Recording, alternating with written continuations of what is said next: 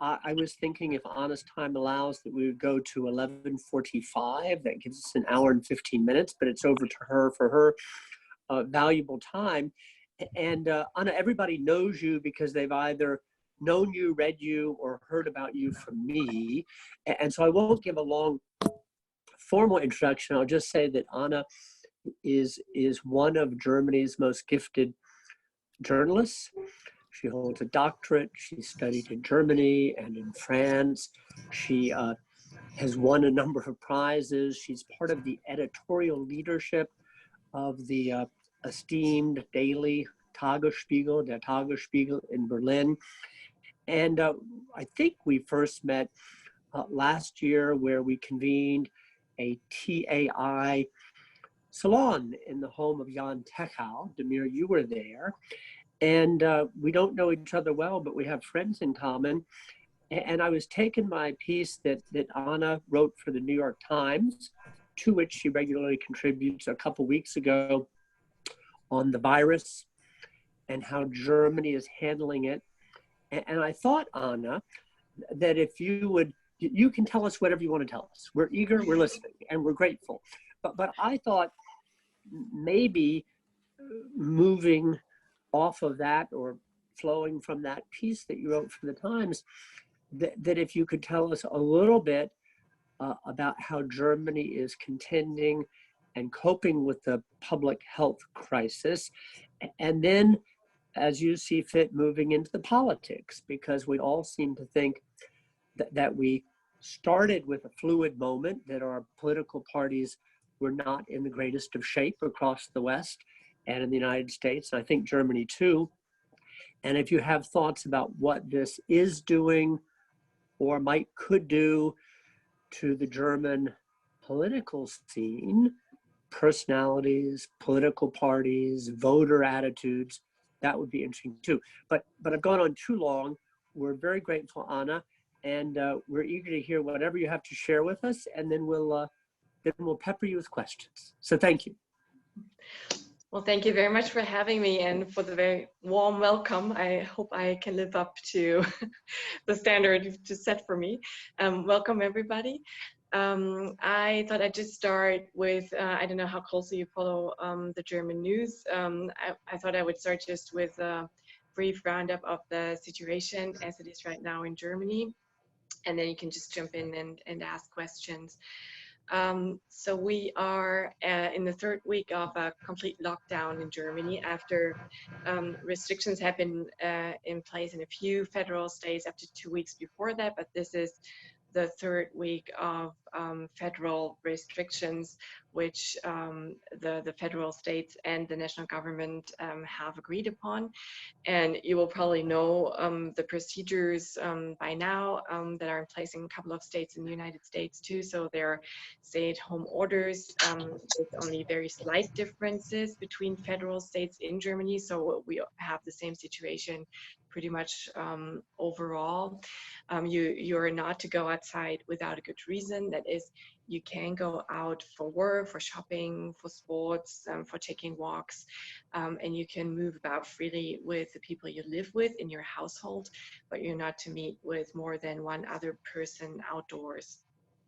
The schools and universities and kindergartens are closed, and the economy has pretty much come to a standstill. That's true for both the small and medium-sized companies. All the shops are closed except for the necessities of what we need daily for food stores. And I believe it's now the fourth week already that, for example, Volkswagen and BMW have stopped producing things in Germany and other major production sites in Europe. So as far as the virus goes, we're now at today or last night, we had 103,000 confirmed cases in Germany.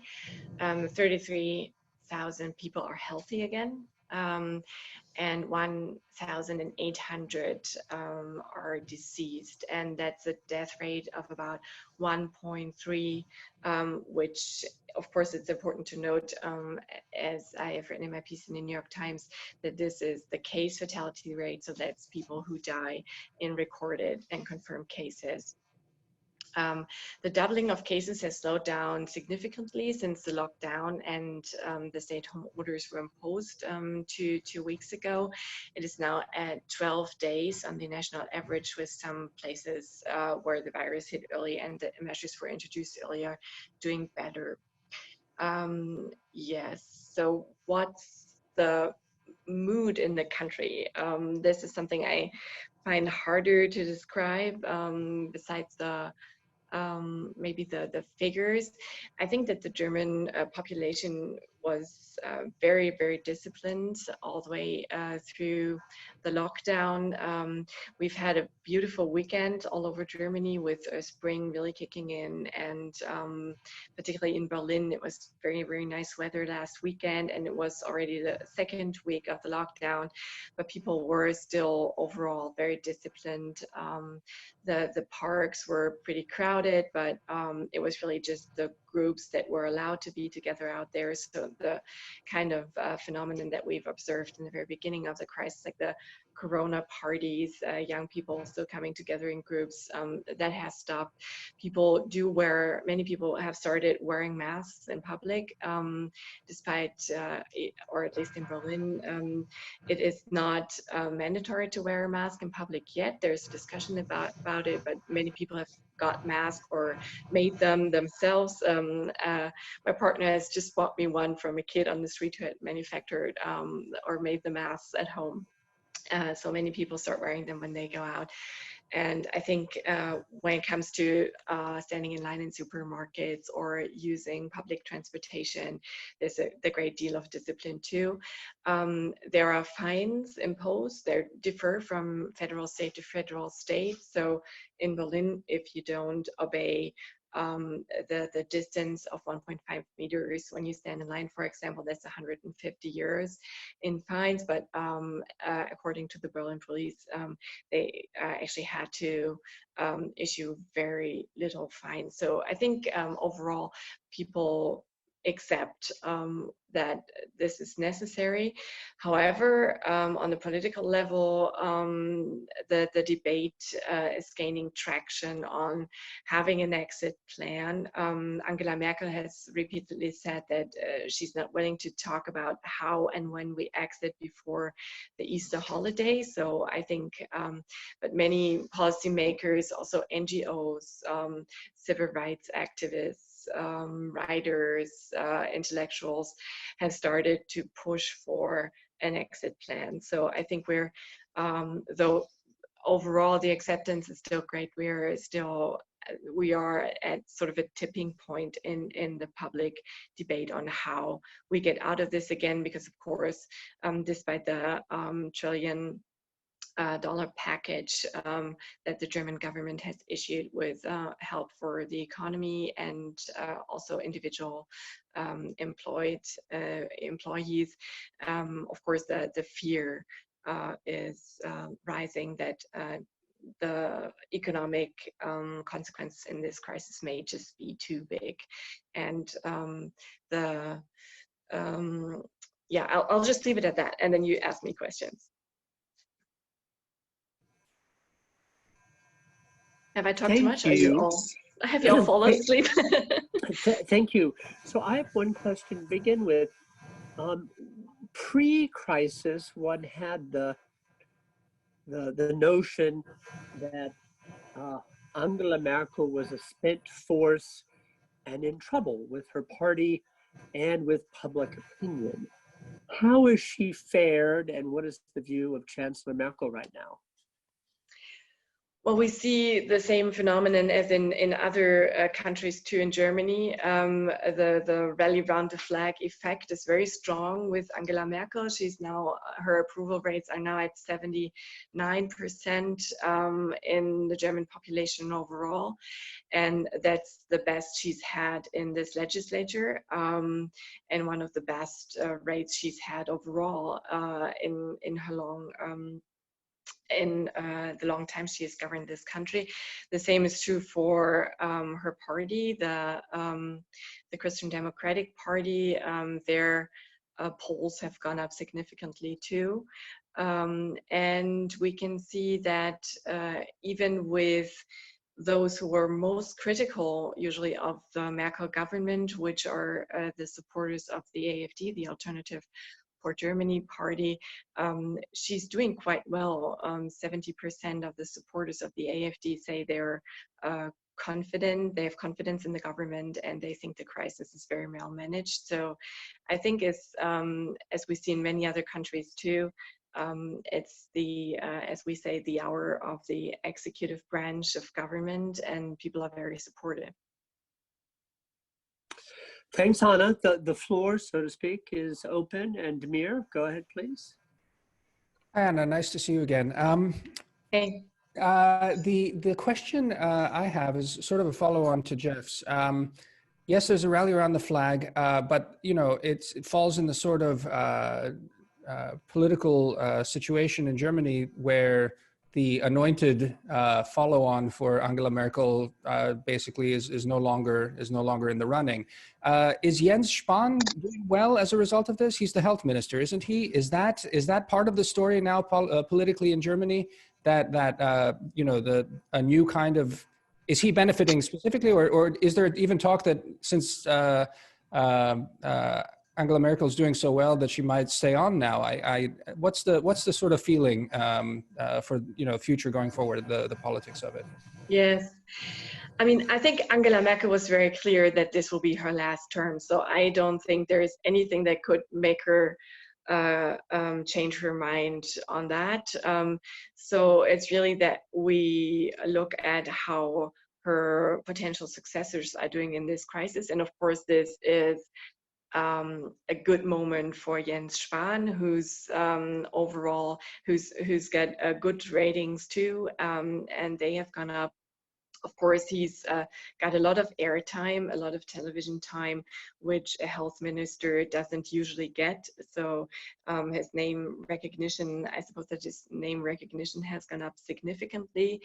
I feel that he has not used it sort of for political strongmanship or for presenting himself in a particularly well, glam way. I think he's trying to be the ardent manager of this crisis, and he's actually doing quite a good job in my point of view. A few points of criticism he's had in the public debate on reforming the bills on infectious disease control, and he's made a suggestion for an app that was not well received with the critics. But overall, he's doing well. I mean, he said even before the crisis started, he teamed up with Armin Laschet. They said they would run together as a team for the post of the head of the Christian Democratic Party. And so he's not really a single candidate out there, but he's going alongside Armin Laschet, who's the minister-president of one of the largest federal state in Germany, North Rhine-Westphalia. And I mean, Laschet too is doing quite well in this crisis, I think. One of the major outbreaks or early outbreaks was in North Rhine-Westphalia, but the federal, the state government did quite a good job of containing that outbreak. They're now, they have invested in researching that outbreak, which they have gained quite interesting results that will benefit Germany as a whole. So both of them are doing good. The third successor, Friedrich Merz, had to take himself out of the game for a few weeks because he himself came down with COVID-19 and had to go into quarantine. He's been back last week, and of course one of the first questions he was asked in a radio interview was that what does he think about the crisis management of his competitors in the race, but he declined to comment on that, and he said that he was overall very much content both with the work of the federal government and Angela Merkel and with what Jens Spahn and Armin Laschet are doing. So I think of course there would be a lure to use the crisis in the contest for Merkel's succession, but I think it's a very good sign of political stability and for the health of Germany's political culture that none of the contestants have sort of given into that temptation. So Anna, I'm going to jump back in before the next question from our group. People are understandably centered on their problems at home, and yet, insofar as Germans are looking at other European countries or parts of the world or the United States, what are the narratives? What's the narrative about China? What's the narrative about Italy? What's the narrative about the United States of America, for example?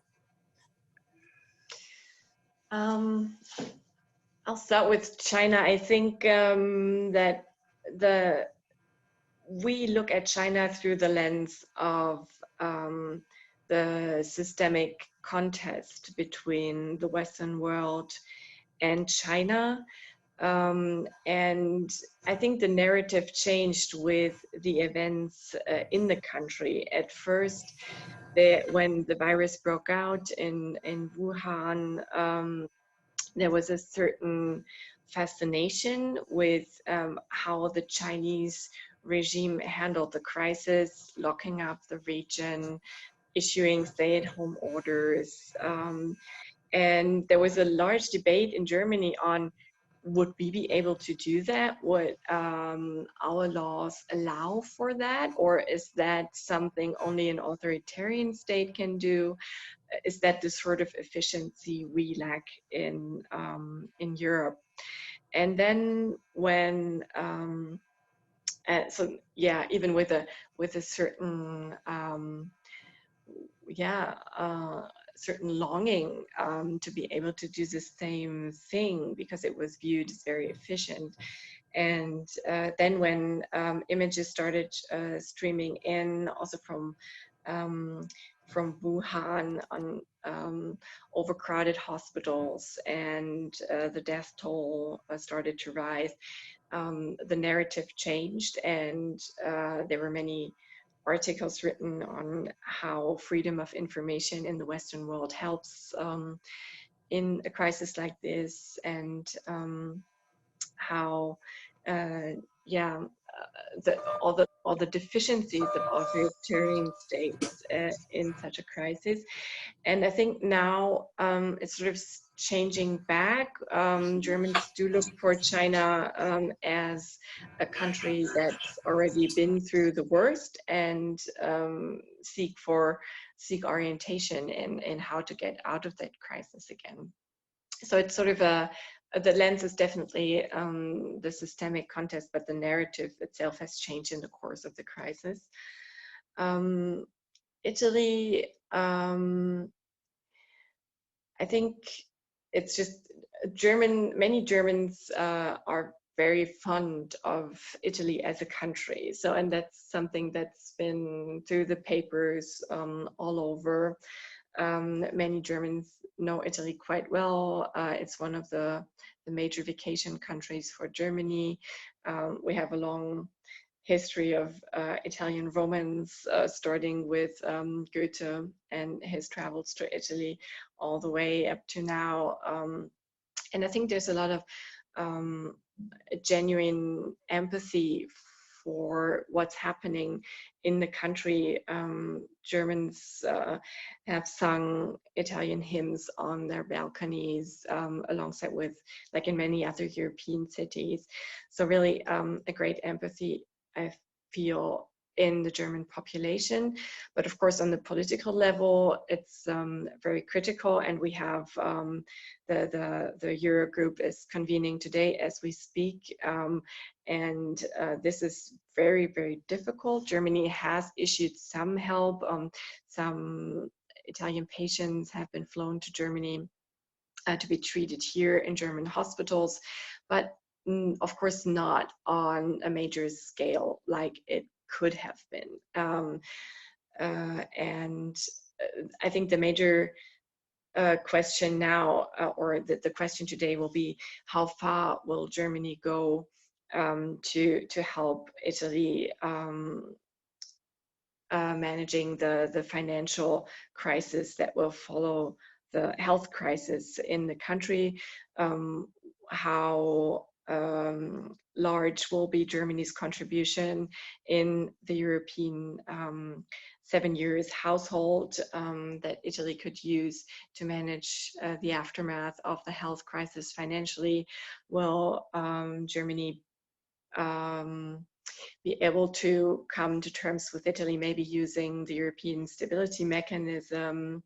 And of course, the solution favored by Italy right now would be to issue Corona bonds. So the Corona version of the Euro bonds, that is common European credit lines that would be paid back, but German policymakers from all over the political spectrum have been very clear that they would not agree to that. And I think it's really a crucial day in the German-Italian relations today to see whether the European ministers of finance can come to a compromise.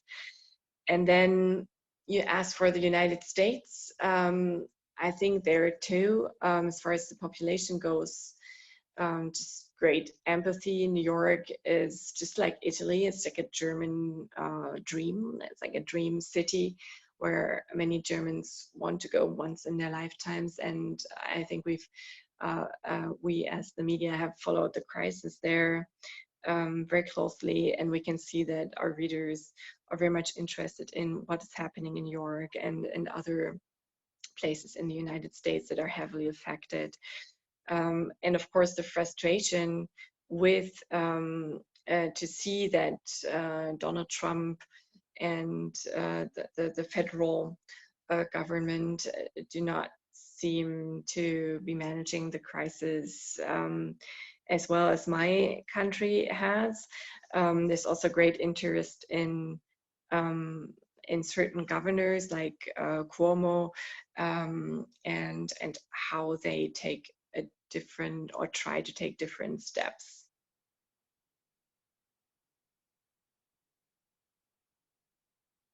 Awesome. Thank you, Anna. Charles, I see you have your hand raised. Would you like to jump in? Yeah, I was just wondering if we could go into the economy a little more. And apart from these big fiscal measures that are being, and monetary measures that you talked about, what about the German business community, the entrepreneurs? How are they thinking about how things are going to get going again? Because some of these companies, I mean, you mentioned the auto factories earlier. I mean, they're having extraordinary drop-offs in revenue, and very few companies nowadays have the financial engineering with excess cash on their books. So are they going to be supported, allowed to go bankrupt?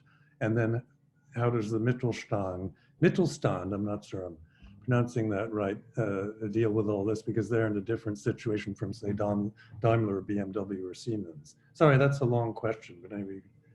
Yes. pick and choose any of that?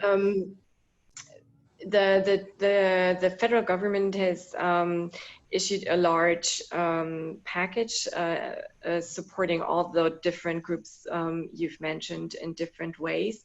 So one portion is direct help for very small businesses and freelancers. That's just direct help that's both from the federal government and some of the federal states that has already been paid via the central one of the central banks, and then the banks of the federal states. Then one portion is a reform of the short hour subsidies.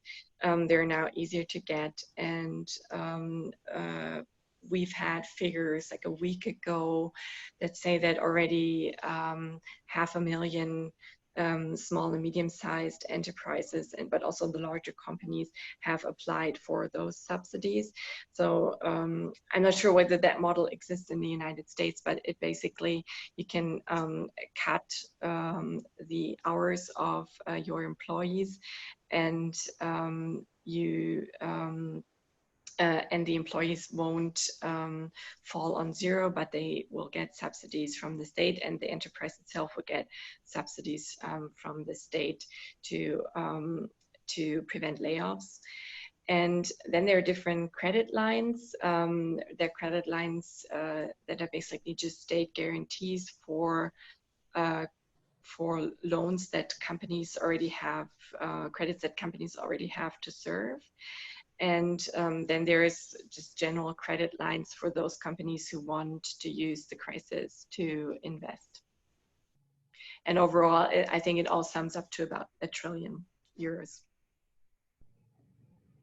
But I think it's, at the moment, it's completely unclear. I mean, I think most companies say, and most of the associations say that this is okay to help them through the first couple of months.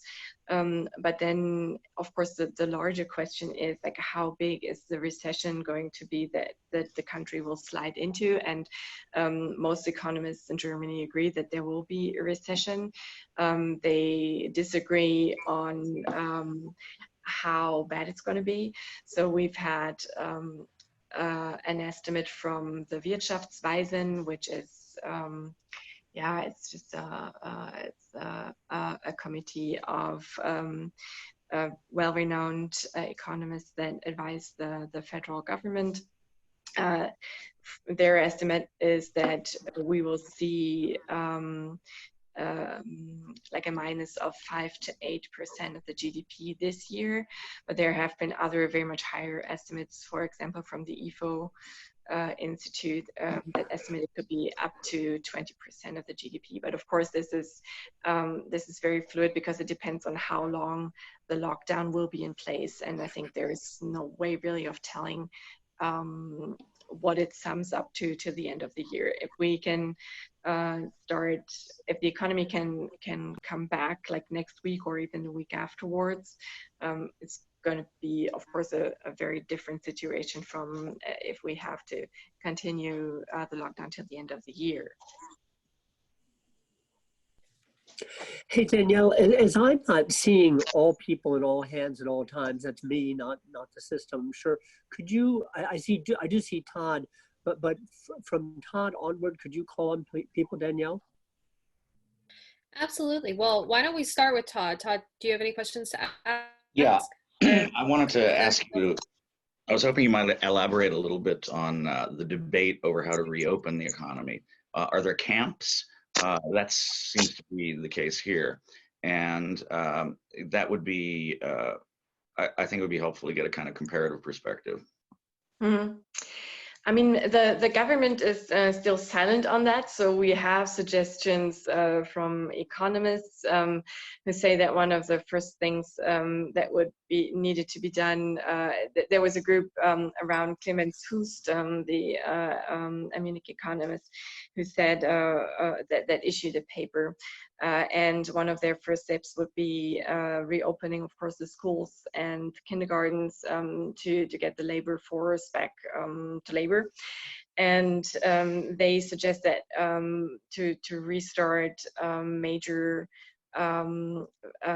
industrial facilities first, because they are highly automized. You don't need that many laborers in place, so that will be low risk, but at the same time a great benefit for the economy if we get the big production sites to produce again, and then open up like the small and medium-sized enterprises in the city, so all the small shops and to get the products to the people, and focus on the smaller ones first, also to sort of find a balance between getting the economy to work again, but minimizing social contact. And then of course the whole business in events, conferences, conventions, I think will be the last to be restarted. So start with small and medium enterprises first, and big industrial sites that are automized. But yeah, again, but Angela Merkel and Jens Spahn refused to talk about it right now.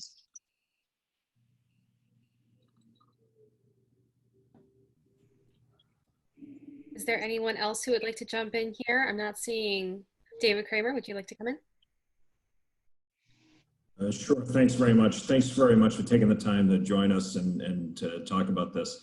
I want to pick up on Jeff Gedman's list of countries on how the narrative is forming, and add to that list Hungary and Prime Minister Orban's authoritarian grip on power and growing grip on power.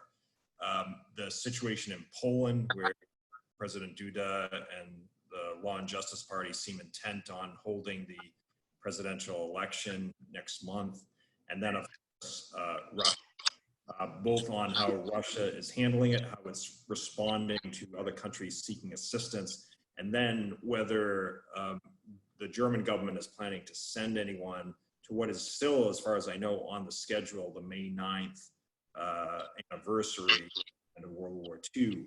The April 22nd nationwide vote that Putin was planning has been postponed, but I have not heard that the May 9th anniversary has been postponed. Thanks a lot.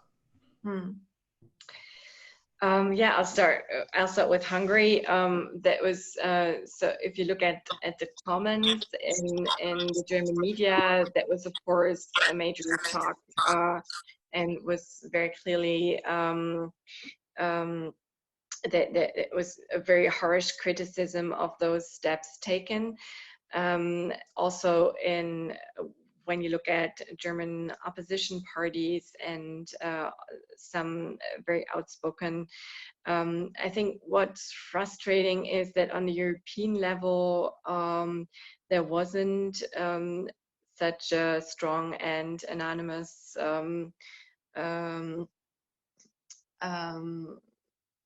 vote on what Europe thinks on the steps taken by Viktor Orban.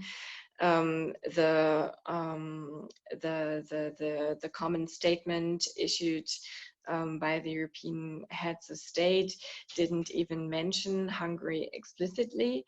So I've read that the Hungarian Ministry of the Judiciary even put it up on their website because it wasn't mentioned. It was just a general statement of concern with the state of law in the European Union.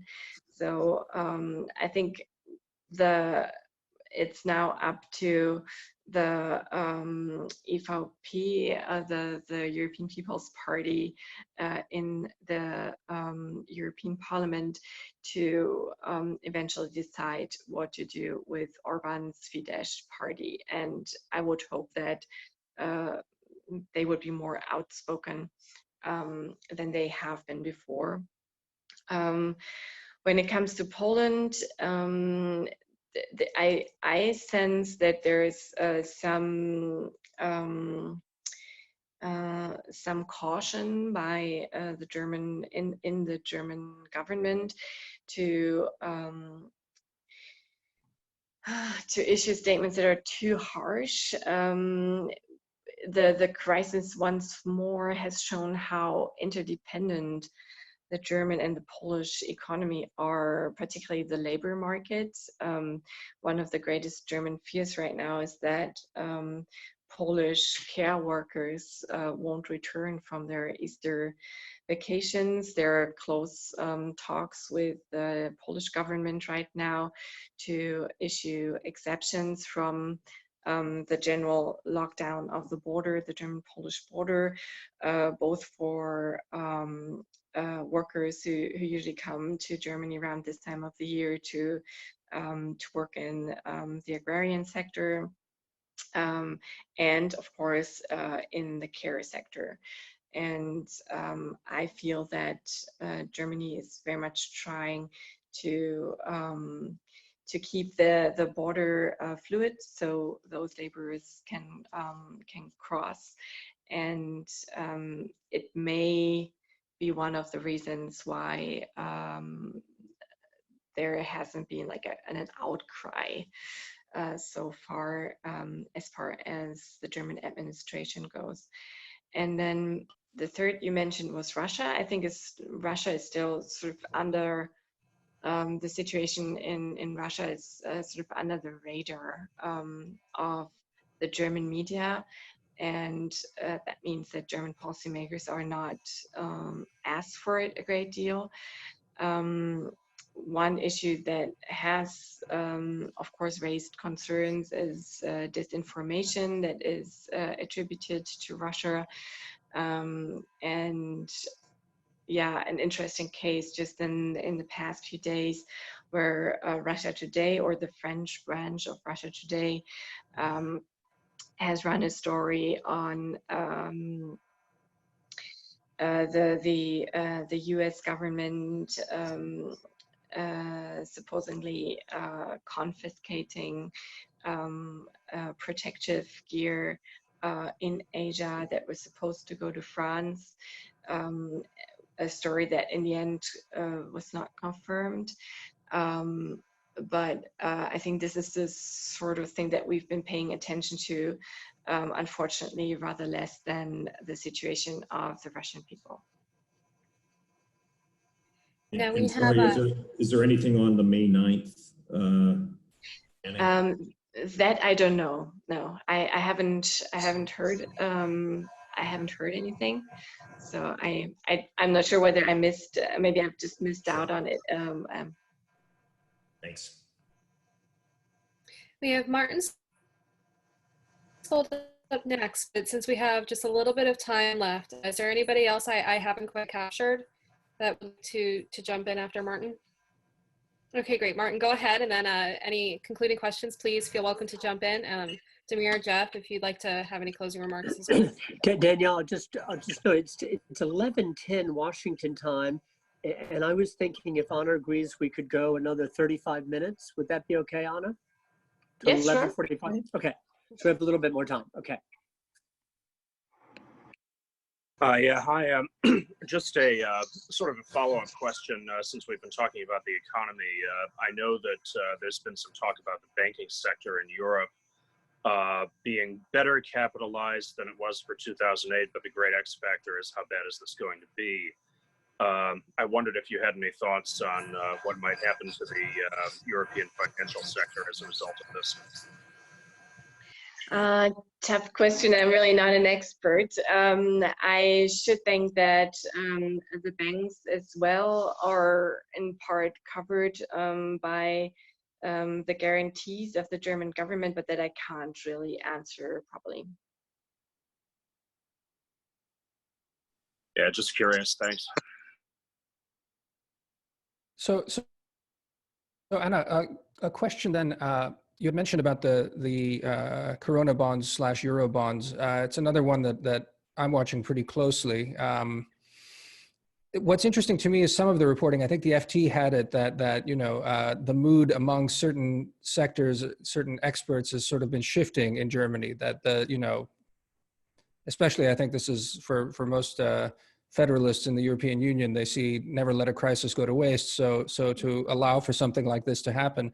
But I was struck that you said that there's not much movement politically on this. That in fact it's German political leaders in any case feel pretty strongly about that. This is a bridge too far. Can you maybe talk a little bit more about that dynamic? If again, a crisis like this were to lead to basically Eurobonds being implemented, what would is there a huge political liability for that domestically? Would the German voter revolt, in your opinion, from your sort of sense on this? Would there be a turn against Europe if something like this were to happen? And then again, if you could expand a little bit more about how German politicians are looking at the European project through this. Do they see the countervailing risk? You've gestured at that in your remarks already. But again, there was an article over the weekend in the Financial Times about the Italian reaction and the real turn to Euroscepticism there. So there's this tension that seems to be perhaps emerging, that emerges in any crisis in Europe to a large extent, between the southern, call them profligate countries, turning towards Euroscepticism in times of crisis, unless something is done. And then on the other side, the fear being that the northern, richer countries turn to Euroscepticism as well, if the next step is taken towards this. So can you just talk us through a little bit about the dynamics there? That's really interesting. I think it's an important question, and it's really interesting.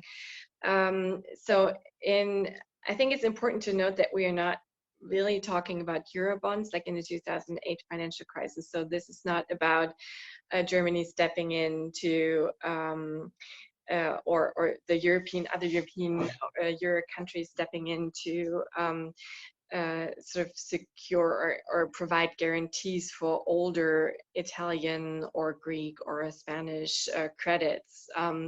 But this time it's about a fixed amount of money or a fixed amount that all European countries would take up together as a loan. And that will be spent explicitly on managing the consequences of the financial consequences of this crisis. So I think that's a major difference. And this is why we, at least among German economic experts, we, other than in 2008, we basically see anonymous support for taking up those loans. So I think in 2008, we really had a much larger discussion among experts whether, like, how great the risk would be if your bonds were issued. And I think now we see that most economists are saying that the risk is not too high for Germany. There is, of course, there are two hurdles, or like traditionally it's one of it's sort of in the DNA of the Christian Democratic Party to object to Eurobonds. And I think even if they see the difference, and even if they would come to the same conclusion as most economic experts, that the risk is sort of small, I think they would not, they are afraid that they could not communicate that to the German public or their voters, because I think to the conservative and liberal voters in Germany, it's still it's a no-go issue. It's really a red line. And we remember that the AfD, the Alternative for Germany, was not founded during the migration crisis, but it has its roots in the 2000.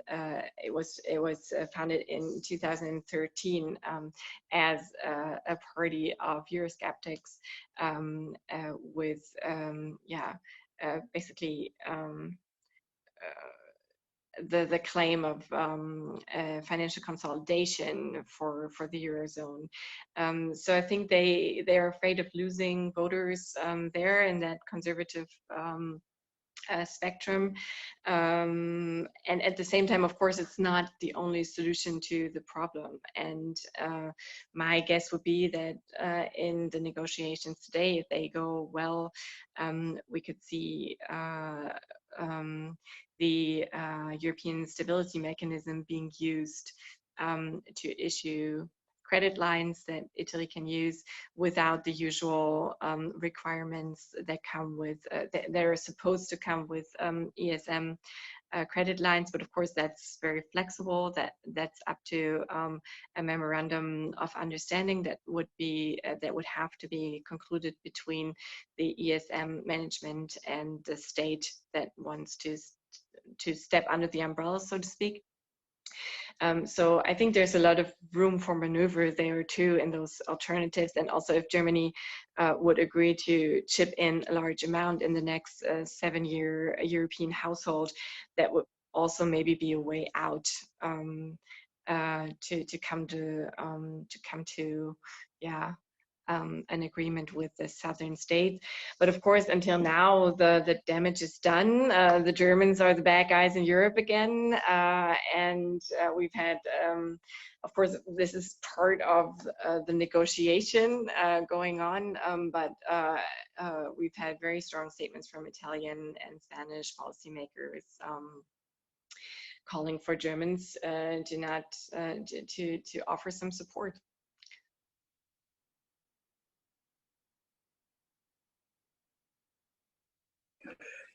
Anybody else at this moment? Todd again? Yeah, I'll come back in. I want. This is a moment for national governments in Europe. These are national crises that are being addressed at national level by national administrative state. The EU is rather remote at the present, but what happens next? At what point does the EU become critical to the future of Europe again? I think it's really too early to tell. I think so far the Commission has failed to play any major role in this crisis.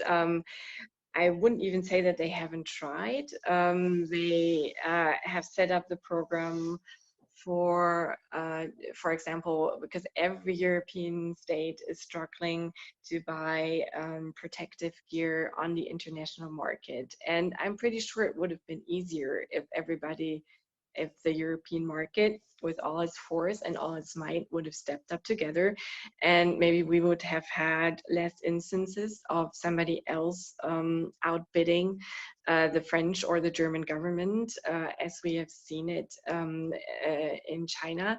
But all the national governments have decided to go for themselves, and with all the Commission has issued some program, but I think it's basically the national states right now who manage the crisis. Then of course we've had the shutdown of borders, which when you want to prevent the virus spreading, of course, does make some sense, because in Germany, for example, we know that the first outbreaks had a lot to do with people coming back from skiing vacations in Austria and in northern Italy.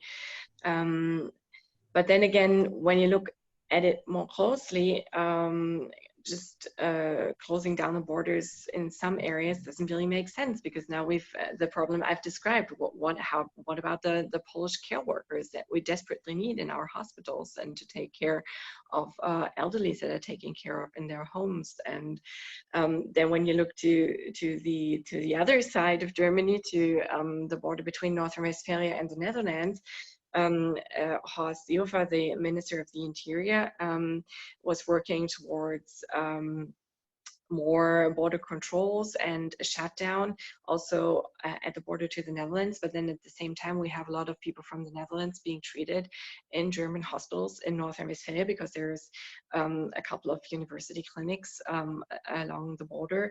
And of course, the people in the Netherlands and the patients there profit from the border still being open, and from COVID-19 patients still being able to be taken to a German hospital instead of another major clinic in the Netherlands that might be way far more off. So it's difficult. Right now, I think Europe has been through other crises like this, and I mean the sound of politics with people with Italy and Spain and Portugal beating down on the bad Germans for not following their idea of fiscal policy. We've had that before, and the EU is still there, and we are still having a common household, and I'm pretty sure the borders will open up again. But of course, it's just sad to see how the chances that Europe would have had in cooperating more closely have been failed. Could I ask, why do you think that didn't happen? That level of cooperation. What triggered the kind of renationalization of politics in Europe? I think one factor may be just the chronology of the crisis, because it hit some states harder just a few weeks earlier, such as Italy. And I think Germany just wasn't ready at the time to take the same extreme measures, even though it probably would have been helpful if we had closed down even a bit earlier.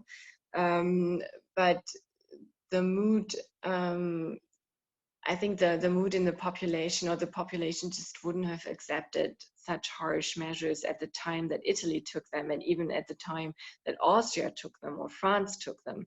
They all went first because they had to go first, because their curves went up more quickly. So at that point, I think it was just really hard to coordinate, because you have to sell it to your public, and each of the different publics were in a different state of mind, so to speak, at the time the measures became necessary. And then, of course, I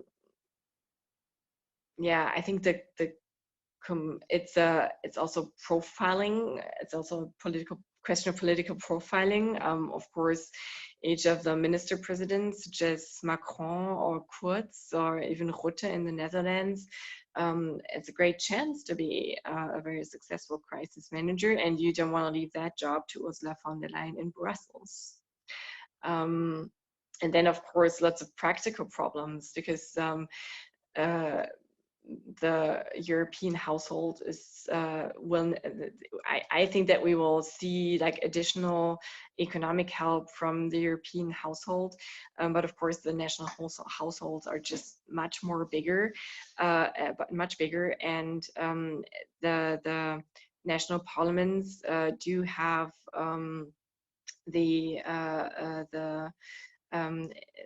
key right to issue such programs, which the European Parliament and the European household does not have, or cannot pass that quickly. So I think it's a question of efficiency, and also of sovereignty over fiscal politics, that made the nation state just the entity that is more apt to manage this type of crisis. Truman? I'm wondering, Anna, if you sense any awareness on the part of German political leadership that German political prestige internationally is being enhanced by the seemingly, I say seemingly because it's still early yet really, but the very competent response of the German national government. For example, I read the other day that Germany is inaugurating a widespread program of serological testing beginning in Munich and then launching it elsewhere in the country, which will really give us a very, very important piece of information that we don't have right now, which is just exactly how widespread is the infection, given that so many people might be or are presumed to be asymptomatic throughout the entire course of the disease. Once again, it looks like Germany really has it wired, if you will, compared to certainly the fumbling American government. Do you think German politicians are aware that this is an opportunity for Germany coming out of the crisis to assert itself a little bit?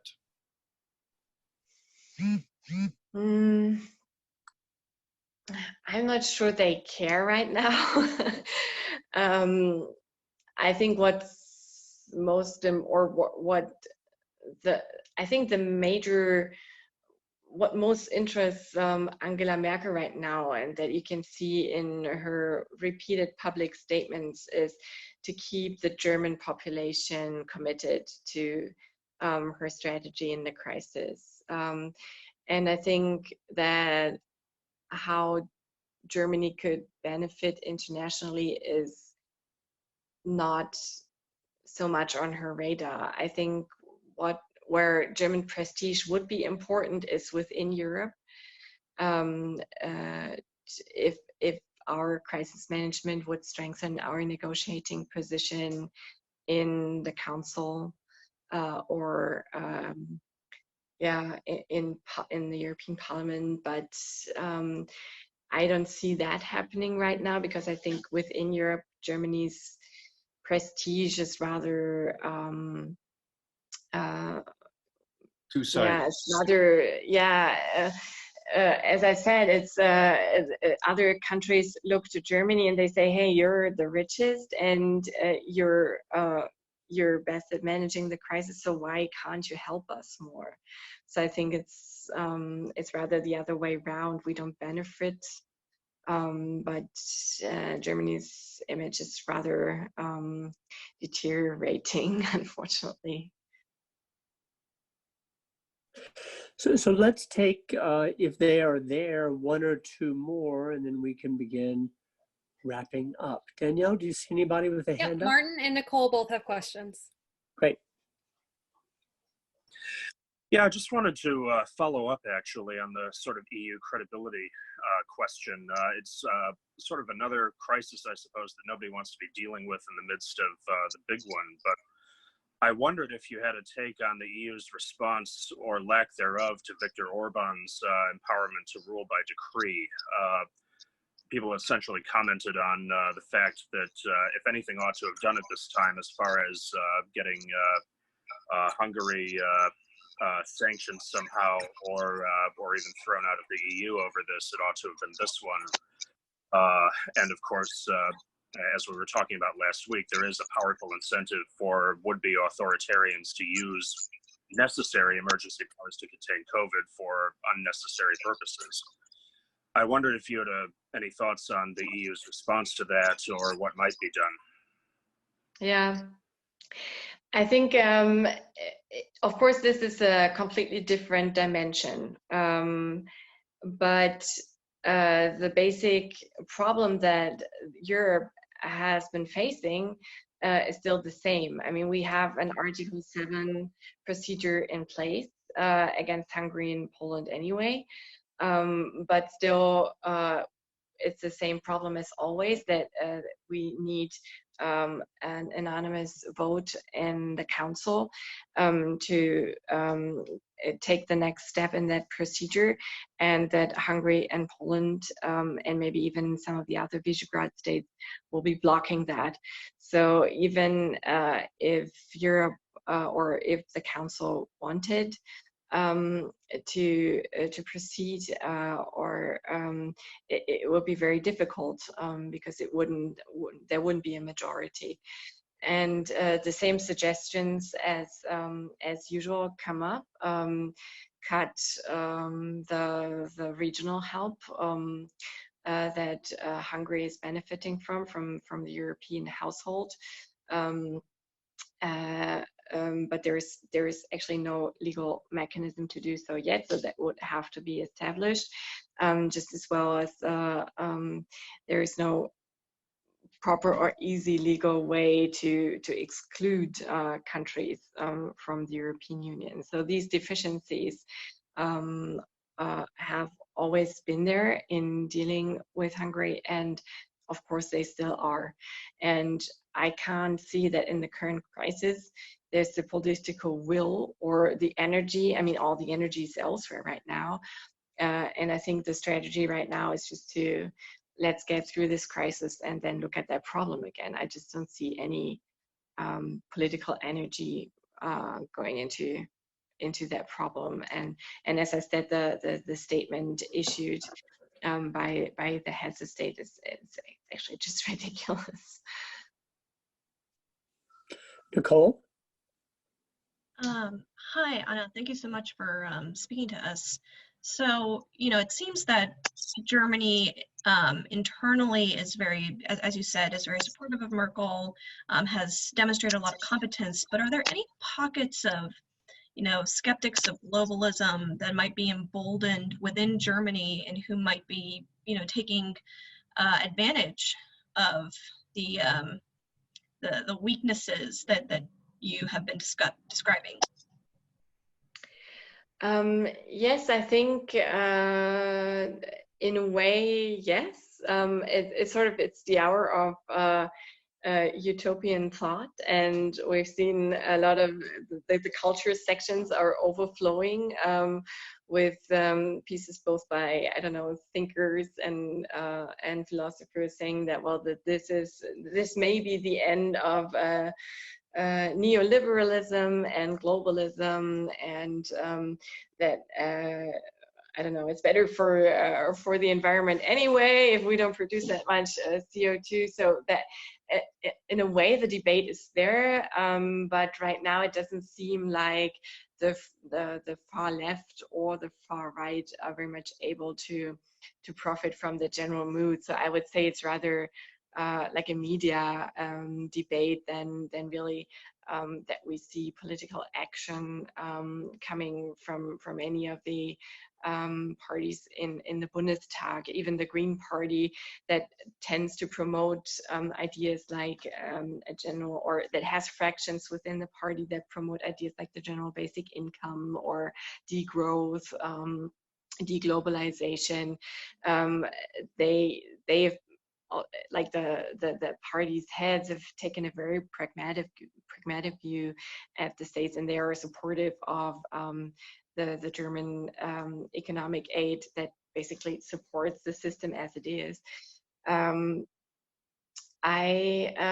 I think that, or that's what some economists say, that of course it may have just a very practical effect on the German economy, because we see that the way the economy works right now, and I don't know the proper English term for Lieferketten, which is like the logistics of providing goods to be, or the worldwide separation of labor, with some goods being produced in the Asian country, or auto parts being produced in the Asian countries or in Eastern Europe and being brought to Germany, that this is very fragile. And I think that there is in many small and medium-sized enterprises in Germany, and of course in the big companies too, a new awareness of how fragile it is and how dependent on those supply chains, the market is. And there may be some reconsiderations within companies how to buffer those risks, and maybe some changes in the supply chains that we see, maybe even some more production within the country. I don't see a revolution coming. I think, or that's another argument that some economists have made in Germany, and I think it's valid, that when we slide into recessions, of course, the pressure on producing for people who have less money, so lowering prices will be very high, which means again that you need to resort to buying goods or resort to including cheap labor in third countries or Asian countries into your supply chains. Sorry, my English is not good today. It's pretty dazzling. Anna, I need to go to the United States to practice, but I can't. They won't let me enter the country. well, please come, and not now. No. Just I'll wait some. but the doors are open for you. So to everybody, thanks for valuable time. I actually don't know. I can't figure out whether we're busier these days or what's happening. Everybody I talk to is zoomed up from morning to night, and the pace is pretty hectic as we work at home. But thank everybody for valuable time. Danielle, thank you for organizing and hosting this. And Anna, we had great expectations, and you exceeded all of them. And I think anybody on this conversation who didn't know you as one of Germany's finest journalists with a clear analytical mind and substantial knowledge knows you as all those things now. So we're very grateful, and we wish you a good evening there in Berlin. And please stay safe. Stay well, everybody, and thank you very much for having me. Thanks, Anna. Thank you. Thank you. Thanks, everybody. Bye-bye.